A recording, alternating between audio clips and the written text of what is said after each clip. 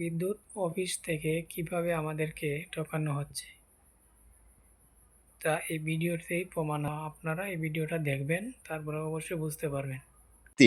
এই মিটারের বর্তমান 21/2/2026 পর্যন্ত রিডিং আছে 3560 ইউনিট লিখে নিয়ে যাওয়া হয়েছে। কিন্তু আপনারা আসেন মিটারে আসেন, দেখেন আজকে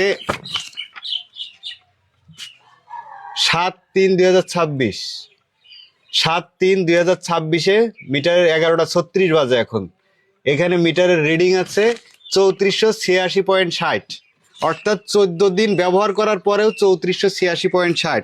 কিন্তু এটা লিখে নিয়ে গেছে 21/2/2026-এ 3560, আর এই 14 দিন পরে এসে হয়েছে 3486.6।